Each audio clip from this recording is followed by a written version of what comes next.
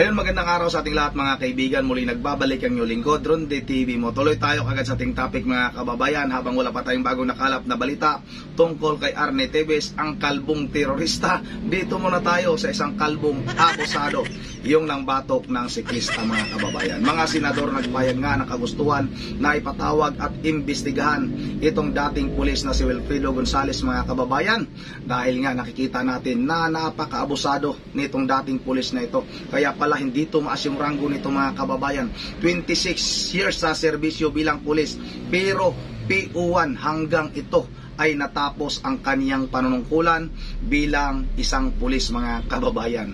At yun na nga nang gigigil yung ating mga senador nung napanood nga nila yung video kung paano kinasahan ng baril yung siklista mga kababayan nitong si Wilfredo Gonzales na dating pulis nga mga kababayan. Ayon pa nga kay Senador Bato de la Rosa, kung halimbawa nagkataon na siya yung kaharap nitong dating pulis na si Wilfredo Gonzales mga kababayan, inako, baka nabaril pa daw ito ni Senador Bato de la Rosa. Dahil nga may intensyon na talaga itong dating pulis na ito na pumatay dahil nga kinasa na mga kababayan yung baril doon sa isang siklista. Ano bang kalaban-laban ng isang siklista mga kababayan sa nakakutsi at di baril na si Wilfredo Gonzales? Napakayabang itong tao na ito mga kababayan. Dapat lang talaga maungkat kung ano ba talaga yung pinagmamalaki nitong dating pulis na ito. Bakit ganito ito kaabusado? Baka hindi lang itong si Alan mga kababayan ang nabiktima nitong dating pulis na ito. Baka pag nag-umpisa ng maimbestigahan ito sa Senado, baka magsilutangan pa yung mga nabibiktima ng tao na ito. Kasi makikita natin sa mukha mga kababayan na napakayabang, napakaubod ng yabang nitong dating pulis na ito. Ito na nga mga kababayan, huwag na nating patagalin. Sabay-sabay na natin itong panoorin. Gigil ang mga senador sa dating pulis na nanakit at nagkasan ng baril sa isang siklista sa Quezon City. Gusto ng mga mambabatas na turuan ng leksyon ang road rage suspect. Si Daniel Manalasta sa report. Umabot na sa plenaryo ng Senado ang nangyaring road rage sa Quezon City kamakailan, kung saan nag-viral ang isang dating pulis nang tutukan niya ng baril ang isang siklista. Tumayo si Senator Jinggoy Estrada at nanawagan sa mga kasamahan na imbestigahan na rin ang pangyayari. Base po sa nakalap nating impormasyon ay tinapik di umano ng siklista ang sasakyan nitong pulis na ito, itong kalbong ito, dahil nasa loob ng bike lane ng kanyang sasakyan. Pinunapa ni Estrada na tila sinisisi pa na nag-viral na dating pulis maging ang ibang tao. Baka raw naibaon lang sa limot kung hindi ito naisiwalat. Bakit sa kanyang presko na mukhang inisponsoran at pinakapan pa ng kanyang mga kabaro sa PNP ay mga vloggers at netizens pa ang sinisisi dahil na-expose ang maling gawain niyang ito? Ayon kay Senate President Juan Miguel Zubiri, dapat ipagbawal ang ganitong klase ng road rage sa lipunan. Dapat anyang bigyan ng leksyon ang may sala. Buti nakunan to ng video. I'm sure araw-araw may ganito klaseng road rage and we should teach these people a lesson. Kung ano bang pwedeng isampa na kaso sa kanila. Si Senator Ronald de la Rosa naman, sinabing hindi na dapat pahawakin ng baril ang nasangkot sa road rage. Pwede naman daw sigawan kung galit, kaya bakit kailangan manutok ng baril? May matapang na tirada naman si Bato sa nag-viral na dating pulis. Pariho ko pa naman ng ulo yung kalbo rin yung po. Kalbo rin yun, di ba? Oh, retired police din. Eh kung ako yung kinasahan niya, nabaril ko siya. Dahil pag nakita kong kinasahan mo ako, babarilin talaga kita dahil may intensyon kang barilin ako. Ayon kay Senator J.V. Ejercito, hindi niya palalagpasin ang insidente. Hindi niya dapat makalusot ang ganitong pangyayari at dapat itong makasuhan. Payo naman ni Senator Bongo, huwag gamitin ang baril sa pananakot. Dapat sila po ay maging magandang ehemplo.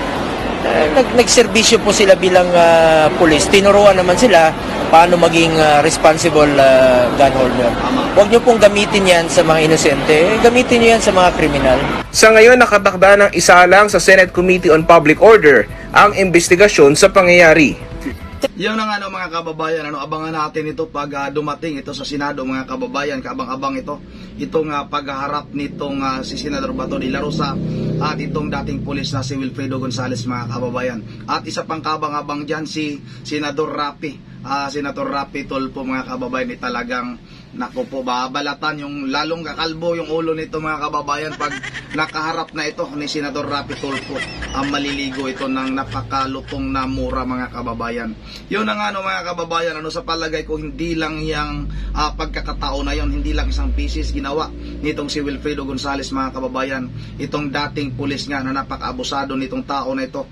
Siguro noon pa ginagawa niya na ito sa mga nakaalitan niya sa kalsada mga kababayan. Kaso nga lang na ariglo dahil nga rin siguro sa kapit nitong tao na ito, malakas yung kapit nito mga kababayan at mukhang yung kahit na yung mga pulis mga kababayan ay pinagtakpan kung ano ba talaga ang totoong trabaho nitong tao na ito. Ang pagkakalam natin, bodyguard ito ng isang piskal mga kababayan, kaya pala napakalakas ng loob at napakayabang nito mga kababayan. Yun ang hanggang nagretiro ito, yun nga yung sinasabi ni Colonel Jean Fajardo mga kababayan ng spokesperson ng Philippine National Police, na hindi talaga tumaas yung ranggo nito mga kababayan. Imbis na ma-promote ay nadimot pa ito. Ito mga kababayan, panoorin natin itong interview. Ibalik natin yung interview ni Congressman Erwin Tulfo mga kababayan kay Jean Fajardo, spokesperson ng Philippine National Police. Ilang taon po ito na sa serbisyo, ma'am? Ilang taon po siya bago siya na-dismiss? Mahigit 20 years din po ito sa serbisyo, Sir Erwin, at nag-retire nga po siya noong 2016 dahil na-achieve na po niya yung mandatory retirement age na 56. So balit dahil yung kaso po niya... Yun mga kababayan, kasi may mga nagtatanong dito sa ating in-upload noong nakaraan na na-dismiss daw ito, hindi daw ito nakapag-retiro. Nanggagaling kay Jean Fajardo, tagapagsalita ng Philippine National Police, na itong si Wilfredo Gonzales mga kababayan ay nakapag-retiro talaga ito. Kaso nga lang, yung kaso nito lumabas nung natapos na yung kanyang retirement mga kababayan, kaya tinanggalan pa rin daw ito ng mga benepisyo. Ito mga kababayan, patuloy natin ito. Previously ay nagtuloy-tuloy po ito at lumabas nung 2017 yung kaso na dismiss siya, ay na-implement lamang po yung dismissal niya. So balik since retired na po siya, sir, ay hindi na po siya hindi na naantay yung kanyang dismissal. So balik ang effect po nito, Sir Erwin, ay yung kanyang retirement ay stop na po, at yung pang naunang naibigay sa kanya ay kailangan pa rin po niyang ibalik sa coffers po ng gobyerno. Ang ranggo nito na mag-retire po siya, would you happen to know kung ano po ang ranggo niya? PO1 po, sir. 20? Ilang taon po siya sa serbisyo? Mahigit 20 years, sir. 20 years, ma'am. Tapos hindi na na-promote? PO1 na pagpasok po, ma'am. PO1 pa rin nag-retire? Actually, sir, nag-demote pa po itong pulis na ito dahil naman sa isang insidente na... Yun na nga mga kababayan, dito talaga ako natatawa. Sa loob 26 years nanunungkulan ito bilang isang pulis mga kababayan 26 years nanunungkulan, bulol tuloy ako. 26 years nanunungkulan bilang isang pulis mga kababayan. Pero yung ranggo hanggang nagretiro ito mga kababayan nakapagretiro ito, PO1 lang talaga. Saan ka ba makakita ng pulis na simula nung pumasok siya sa pagka-PNP, PO1, tapos hanggang matapos na lang siya mga kababayan bilang isang pulis, ay PO1 pa rin. Talagang bukod tangi itong ganitong klaseng pulis mga kababayan. Makikita natin kaya hindi umangat talaga yung ranggo nito kasi taddad pala ng kaso itong taong ito. Siguro mahilig talaga ito manutok ng baril. Sarap talaga lamutakin yung mukha nito mga kababayan. Maniwala kayo. Masarap lamutakin yung mga mukha, yung mga ganitong klase naman. Napaka-abusado mga kababayan. Imbis na sila yung ating lapitan, dahil nga sila yung nasa serbisyo, kahit pa noon mga kababayan, kahit na wala na ito sa noon siguro mga kababayan, imbis sila yung ating lapitan, para nga humingi tayo ng tulong, pero ito pa yung napaka-abusado mga kababayan. Sino ba yung aasahan ang ating mga kababayan kung makikita natin yung mga pulis na ganitong klase pala sila umasta mga kababayan para sa ating mga katulad nating mga sibilyan. Yun ang mga kababayan, tayo binalik ko lang talaga yung interview ni Congressman Erwin Tolpo kay spokesperson Jen Parado ng Philippine National Police, dahil nga para marinig nyo ulit na PO1 lang talaga ang ranggo nitong pulis na itong si Wilfredo Gonzales. Yun ang hanggang dito lang muna, at bago tayo magtatapos ay mag-shout out muna tayo.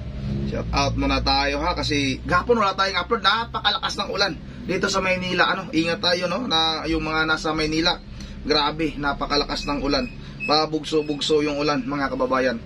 At ang tagal naman lumabas ng ating shout out, yun na, lumabas na rin. Shout out kay Oshima family from Japan. Every day is so funny and exciting like an entertainment, the TV talk show. Maraming salamat Oshima family. Shout out na rin kay Bibi Guillermo, asa ng katarungan ang tagal. At shout out rin kay Bulyahog TTG, ang sabi ni Bulyahog. At shout out na rin kay Scout Ranger. Maraming salamat sa iyo, Scout Ranger. Grabe ang batas dito sa Pinas. Isang terorista pwedeng tumakbo. Sana ba yun? Dagal lumabas tumakbo sa politika. Grabe. Yan ang sabi ni Scout Ranger. Shout out na rin kay Francisco Rosario Jr. Shout out kay Maripi Salatan. Sabi ni Francisco Rosario Jr., sige, PO1.1 naman si Ronti. At shout out na rin kay Maria P. Salatan, umabot siya ng PO10. At shout out kay Pilita Tunggia, kahit hindi magkaso ang victim, ang pulis pwedeng magkaso bisa video that's under the role of PNP to serve justice to the people of the Philippines. Iwan ko, bahala kayo mag-tolerate sa mga tapad tutuwirin ang maling aras. Ano ba tong aras sa public?